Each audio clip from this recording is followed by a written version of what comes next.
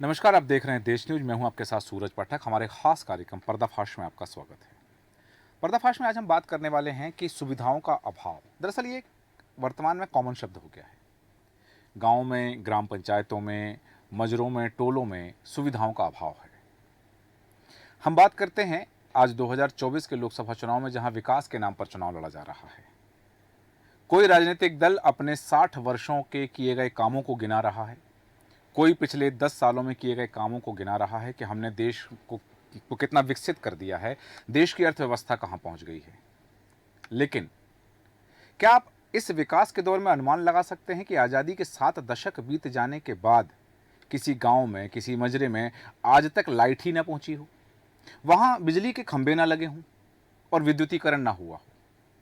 और आज़ादी के 7 दशक बाद किसी गांव के, किसी मजरे के, किसी टोले के ग्रामीणों के कंठ आज भी सूखे हों क्योंकि पीने के पानी की व्यवस्था नहीं है। ये हकीकत है, ये कहानियों में नहीं है, ये वास्तविकता है। क्योंकि आज़ादी के 7 दशक बीतने के बाद भी उत्तर प्रदेश के बलरामपुर जिले का एक गांव रतनबा और रतनबा के मजरा अतरपरी में अभी तक विद्युतीकरण नहीं हुआ है। ऐसा तब है जबकि दिल्ली से और लखनऊ से लगातार विकास के दावे किए जाते हैं और सड़कों पर लगे हुए खंभों पर लाइटें झिलमिलाती हैं। लेकिन इस उजाले की जिसे वास्तव में ज़रूरत है, वहाँ आज तक विद्युतीकरण नहीं हो पाया है। और ना सिर्फ लाइट, बल्कि यहाँ पानी की भी एक बड़ी समस्या है। यहाँ ठेकेदार के द्वारा पानी की टंकी तो बनवा दी गई, लेकिन जिम्मेदार अधिकारी उस पानी की टंकी से पानी की सप्लाई शुरू नहीं करा सके हैं। महज कुछ महीनों तक ट्रायल में शुरुआत में पानी शुरू किया गया और बाद में टंकी बदहाल स्थिति में खड़ी है। चूँकि यह इलाका जंगली इलाके से सटा हुआ है, तो जंगली जानवरों का खतरा बना रहता है और इस गांव में तेंदुए की आमद भी हमेशा होती रहती है। और कई बार तेंदुए की आमद से, तेंदुए के हमले से ग्रामीणों को अपनी जान गंवानी पड़ी है।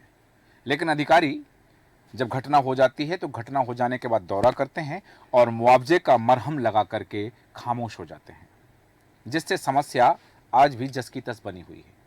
यहाँ के ग्रामीणों की जिंदगी आज भी मुफलिसी के दौर से गुजर रही है, जहाँ इनको मूलभूत सुविधाएं तक सरकार उपलब्ध नहीं करा पा रही है। लेकिन अब नेताओं के गांव पहुंचने पर यहाँ के लोग कहने लगे हैं कि शहरों से चलकर कुछ नेता गांव आ गए हैं, शहरों से चलकर कुछ नेता गांव आ गए हैं।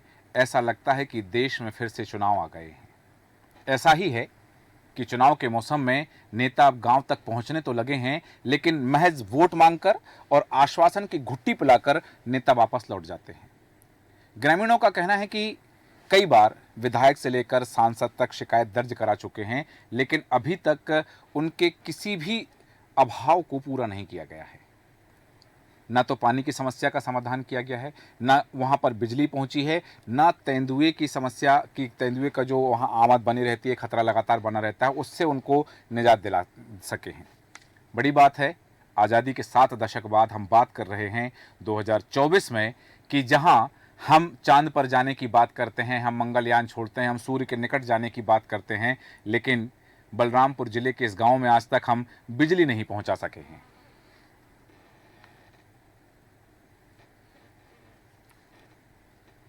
ना तो हमारे गांव में लाइट है, ना तो पानी की व्यवस्था है। जितने लोग भी आते हैं वोट मांग के चले जाते हैं, बता के चले जाते हैं कि हम तुम्हारे गांव में लाइट लगवा देंगे जल्दी से जल्दी।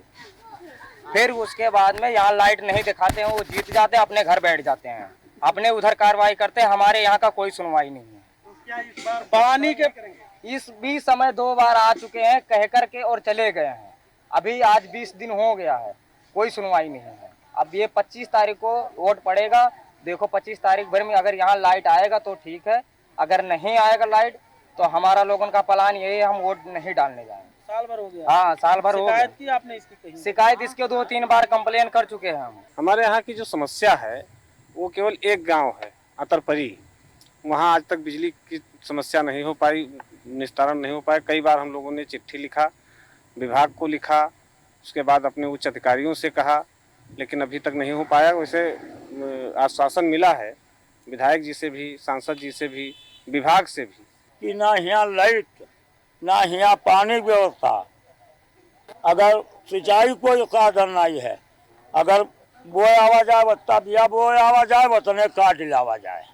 बगल में आपके जंगल पड़ता है। हाँ जंगल पड़ता है का जाओ कसी करे देव को कसी करे बाद में है जंगल पक्षियों से घिरा हुआ है, उत्तरों से घिरा है, जंगली जानवरों पूर्वों की से समस्या घिरा। बनी रहती है आपके यहाँ। हाँ बनी रहती है का। लीचर बचलू घर कौन से में जानवर आपके यहाँ चले आते हैं जंगल से? चंदुआ चले आते हैं, बाघ चले आते हैं, लेकिन बाघ कभी तो कोई गाँव घटना आपके गांव में घटी? हाँ बहुत घट गए का है। ना पानी की व्यवस्था है, ना लाइट की व्यवस्था है, ना सिंचाई की व्यवस्था है, ना स्कूल मतलब पढ़ाई लिखाई की व्यवस्था है। आप चल करके मेरे ग्राम सभा में क्यों ना आप नाली देख लीजिए कि जो ऊपर मतलब तैरते हुए आपको जो पुछड़े कीड़े होते हैं, कचरा जमा हुआ पूरी नाली की आप व्यवस्था मतलब देख लीजिए, उस सारे आपको समस्याएं का मतलब का नाम समावेश मिल जाएगा। हमारे आजा परवाजा मर गए, मतलब क्या नाम, आज मेरी तो बात छोड़ दीजिए, मेरी 35 साल की उम्र में क्रॉस कर रहा हूँ, लेकिन आजा परवाजा हमारे मर गए, बाप के बाप और बाप के बाप। आज तक लाइट का कोई मतलब क्या नहीं यहाँ पे नहीं हुआ। राज्य उत्तर प्रदेश, गांव रत्नवा और मजरा अतरपुरी। ये नाम किसी के जहन में नहीं होगा, ये इस नाम पर कोई ध्यान भी नहीं देगा। महज कुछ मतदाता होंगे यहाँ पर कि वो यदि किसी के पक्ष में वोट डाल दें या किसी के खिलाफ वोट डाल दें तो उससे किसी की जीत और हार पर शायद ज़्यादा अंतर ना पड़े। और शायद यही वजह है कि यहाँ आज तक ना तो लाइट है, ना पानी है, ना जंगली जानवरों के डर से मुक्ति है।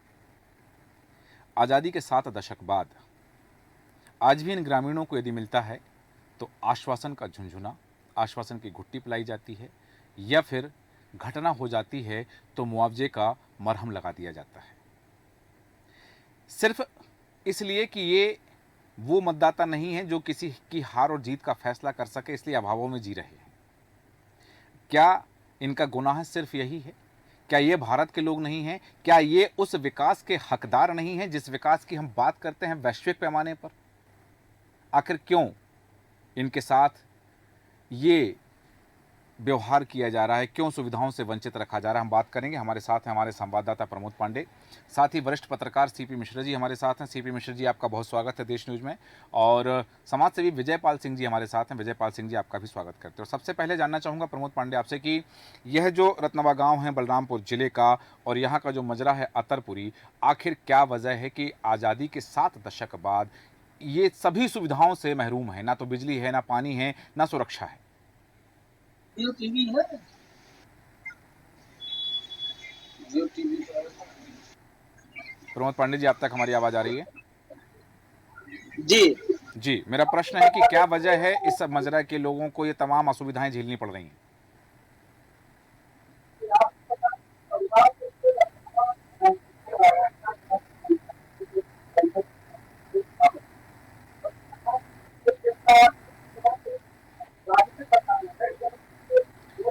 के बाहर जाते हैं, उसके बाद वहां तक जाते नहीं है।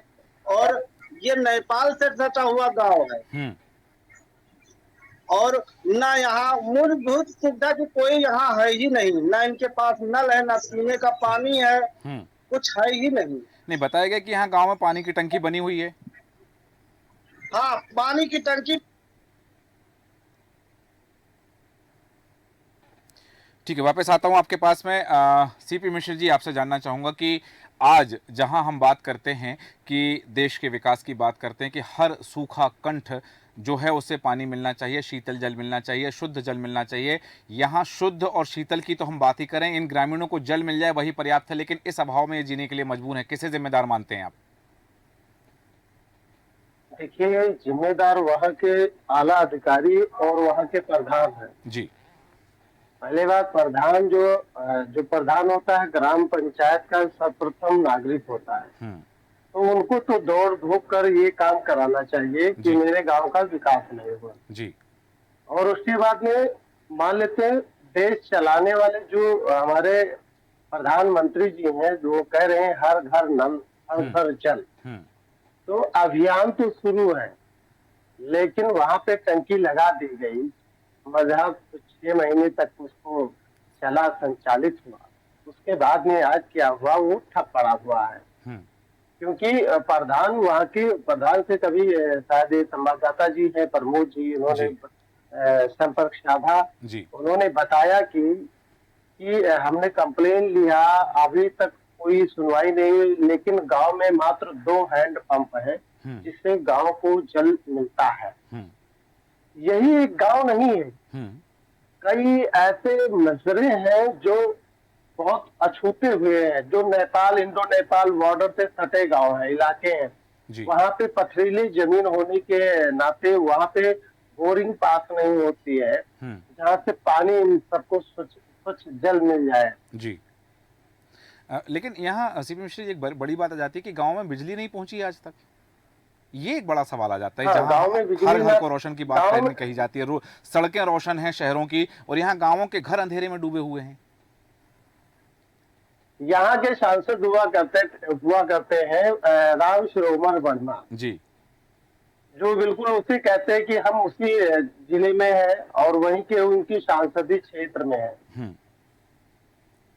उन्होंने कहा कि हम उस क्षेत्र में बहुत विकास किया।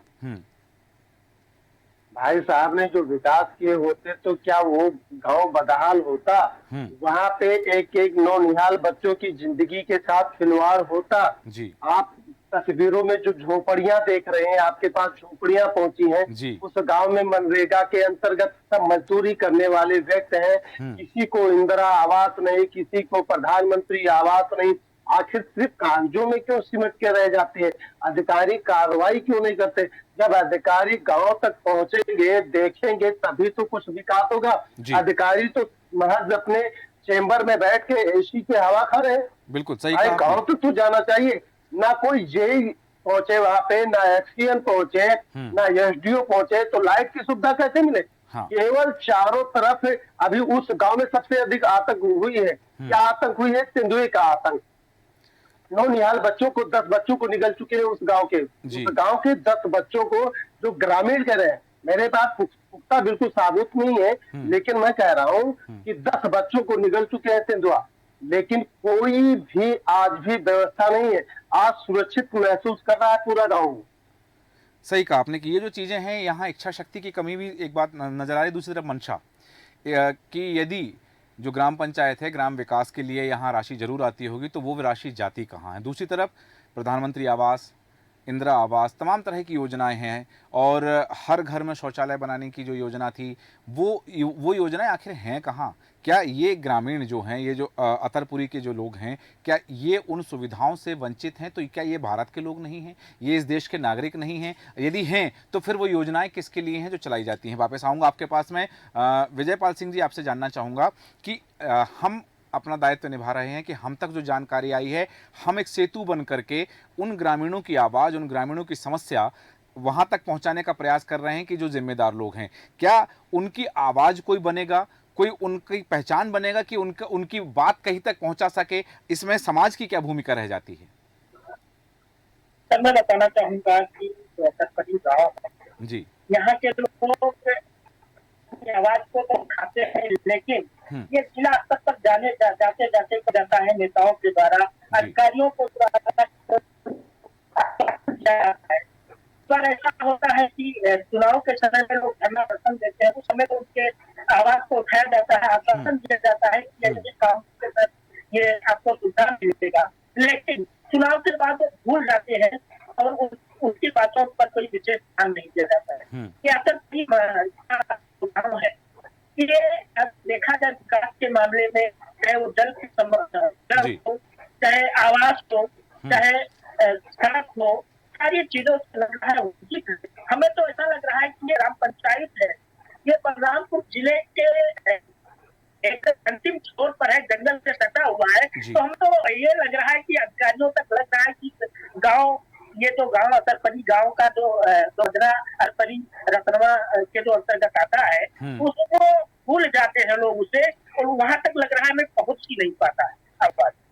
बिल्कुल सही कहा कि वहां तक आवाज पहुंच ही नहीं पाती है, और जो अधिकारी हैं जिनके कांधों पर जिम्मेदारी है कि इस यहाँ का विकास भी करें, इस जिले का, चूँकि जैसे आपने बताया कि ये इस जिले का सीमांत इलाका है और सीमा से जुड़ा हुआ इंडो नेपाल बॉर्डर से जुड़ा हुआ यह क्षेत्र आता है, तो यहाँ पर विकास की वह बात आज तक पहुँच ही नहीं पाई है जिसकी दरकार की जाती है, जिसके लिए बात की जाती है। प्रमोद पांडे, आपसे जानना चाहेंगे कि जिस तरह से आज हम इनकी आवाज़ बन करके, एक सेतु का माध्यम बन करके इनकी आवाज़ उठाने की कोशिश कर रहे हैं, आपने बहुत अच्छी पहल की है कि ग्रामीणों की आवाज़ उठाई है, उनकी समस्याओं की ओर जनता का ध्यान आकर्षित कराया। लेकिन आज़ादी के 7 दशक हो जाने के बाद, इससे पहले भी यही अभाव थे। ये ग्राम पंचायत में हैं तो कर भी देते होंगे, किसी तरह का टैक्स ये देते होंगे, यहाँ के लोग यदि खेती करते हैं तो वो उसका भी चुकाते होंगे। क्या वास्तव में यहाँ खेती इनका माध्यम है, आय का स्रोत है, या फिर आय के स्रोत कुछ और भी हैं यहाँ के ग्रामीणों के पास? जी, आपको बता दें कि बलरामपुर मुख्यालय यहाँ से करीब 50-60 किलोमीटर है और इनके चारों तरफ जंगल हुआ है और वहाँ जब जंगल है तो वहाँ इनका कोई वही खेती और बाग, अगर खेती भी है तो यहाँ के जो जंगली जानवर उनका खेती को नष्ट कर देते, इनकी आय भी कुछ नहीं है। और वहाँ सिंचाई की बात की जाए तो इस जलजलाती धूप में इनके लिए और समस्या बढ़ गई। जैसे गन्ने की फसल लगी हुई है तो अब पानी ही नहीं है, चारों तरफ सिंचाई की व्यवस्था 0 पॉइंट पे है। यहाँ उस गांव में मात्र एक ही हैंडपंप लगा है जी। और जो ये बनाया गया, सप्लाई दिया गया, लेकिन सप्लाई मात्र 1 माह चला, उसके बाद में सप्लाई पीने का पानी उनके घर तक नहीं पहुंच पाया। जी। लेकिन यहाँ सबसे बड़ी बात जो आ रही है, ठीक है पानी की समस्या है, जो बताया कि पथरीला इलाका है, पहाड़ी इलाका है, पानी की समस्या है, टंकी बनाई गई, सप्लाई नहीं हो पाई। बड़ी बात है कि यहाँ तक विद्युतीकरण नहीं पहुँच पाना। जिले के अधिकारी, ग्राम पंचायत के अधिकारी, उस परिषद के, नगर परिषद के अधिकारी, उनके कानों तक आज तक जू नहीं रहेंगी है कि भाई ये भी हकदार हैं, इनको भी उजाला होना चाहिए। अब चूंकि जैसा बताया गया अभी मिश्रा जी के द्वारा कि यहाँ पर तेंदुए के हमले हुए हैं, 10 बच्चों को वो अपना निवाला बना चुका है, तो सुरक्षा के लिए कोई बाड़ लगाने वाली इस तरह की कोई पहल कभी की ही नहीं गई क्या यहाँ पर, प्रमोद जी? बस वहाँ जाकर नेता द्वारा जाया जाता है, अधिकारी द्वारा वहाँ मौके पर पहुंचकर मलहम लगाया जाता है, आपको मुआवजा दिलाया जाएगा, लेकिन मुआवजे के बाद में वहाँ ठंडे बस्ते में रख लिया जाता है। अब वहाँ के ग्रामीण परेशान है इस वक्त। अगर आप चले जाए वहाँ देखिए तो इतने नहीं, वहाँ पानी की इतनी किल्लत है, लाइट की इतनी किल्लत है, चारों तरफ घिरे हुए हैं। वहाँ जितने जंगली जानवर हैं, शाम होते ही ये लोग अपने घरों में दबक जाते हैं। जैसा ग्रामीणों से जब आपकी चर्चा हुई तो हमने सुना है कि वहाँ स्कूल भी नहीं है, तो यहाँ के बच्चे शिक्षा के लिए कहाँ जाते हैं फिर? यहाँ 3 किलोमीटर है, ये ग्राम सभा रतनवा वहाँ बना हुआ है, 3 किलोमीटर पर जाना पड़ता है। ठीक है, मतलब ये वो मासूम बच्चे अपनी ज़िंदगी के साथ साथ अपने भविष्य का बोझ अपने कांधों पर लिए 3 किलोमीटर की यात्रा तय करते हैं, तब जाकर के वो स्कूल पहुँच पाते हैं। वापस आता हूँ आपके पास में सीपी मिश्रा जी, जानना चाहूँगा कि आखिर इन ग्रामीणों का गुनाह क्या है, क्यों ये सुविधाओं से वंचित हैं? क्या सिर्फ इसलिए कि ये मतदाता उतनी संख्या में नहीं है कि किसी प्रत्याशी की हार और जीत तय कर सकें? आपको एक बात और बताता हूँ जी, छोटी सी बात। आपने कहा है कि ये एक ही वोट हार और जीत का कारण है। जी, हर एक वोट मायने रखता है। हाँ, ये केवल उनका गुनाह कुछ नहीं है, ये बेगुनाह है, ग्रामीण क्षेत्र के लोग हैं। क्योंकि ये नीचे बिल्कुल सोच लीजिए कि इनको पता नहीं क्यों इन तक पहुंच नहीं रहा है विकास का। सरकार पहुंचाने की पूरी जिम्मेदारी रही है। जब हमने आपसे कहा ग्राम पंचायत जो होता है, सर्वप्रथम वहां के नागरिक होता है ग्राम प्रधान जी। ग्राम प्रधान जब डिमांड करेंगे, मांग करेंगे, तो अधिकारी जरूर पहुंचाएंगे। अभी देखिए उज्ज्वला योजना के अंतर्गत ग्रामीण क्षेत्रों में विद्युतीकरण अभी भी जारी है।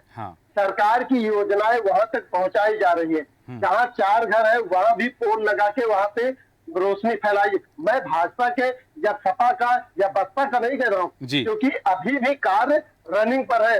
आने वाले वक्त पे एक दिन वहां भी लाइट लगेगी। बात यहाँ पे आती है कि 10 साल की जब 2-2, 4-4 कैजुअलिटी वहां हो जाती है, तेंदुए उठा लेकर चले जाते हैं बच्चों को, आते हैं 5 लाख 10 लाख मुआवजा देकर चले जाते हैं।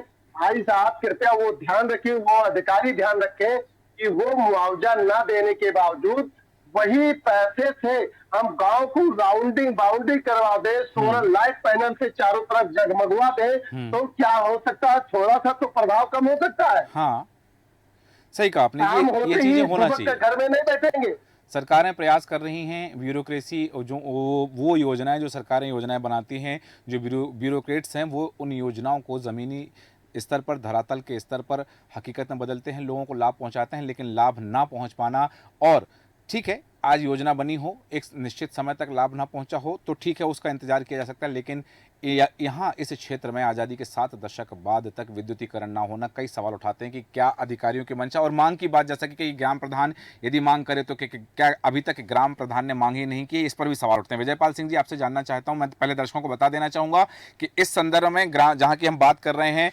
रत्नवा के अतरपुरी की, इस संदर्भ में वहाँ लाइट क्यों नहीं पहुँची है, जो अरविंद सिंह हैं DM, उनसे भी हम प्रयास कर रहे हैं लगातार संपर्क करने का, लेकिन वो फ़ोन नहीं उठा रहे हैं। दूसरी तरफ जो तुलसीपुर विधायक हैं कैलाश नाथ शुक्ला, उनसे भी हम प्रयास कर रहे हैं कि वो उनकी जिम्मेदारी है, जवाबदेही है, तो वो भी अपनी जवाबदेही तय करें कि उनके विधानसभा क्षेत्र में विकास कार्य क्यों नहीं हुए। साथ ही जो सांसद हैं राम शिरोमणि वर्मा, उनसे भी हम प्रयास कर रहे हैं कि फ़ोन पर वो आएँ और बताएं क्षेत्र की जनता को और देश को बताएं कि आखिर उनके संसदीय क्षेत्र में यह जो ग्राम है अतरपुरा, यह अतरपुरी में क्यों अभी तक विकास नहीं पहुंचा है। लेकिन जो जिम्मेदार हैं वो जवाबदेही अपनी तय नहीं करते हैं और अपनी जिम्मेदारी से पल्ला झाड़ने की कवायद करते हैं। विजयपाल सिंह जी, आपसे जानना चाहूँगा वास्तव में कि जैसा कि अभी मिश्र जी ने कहा कि ग्राम प्रधान यदि आवश्यकता लिखे, यदि ग्राम प्रधान इस बात की मांग करे तो अधिकारियों को देना होता है और अधिकारी देंगे, तो क्या ग्राम प्रधान की इच्छा शक्ति में कमी है, मंशा में कहीं खामी है?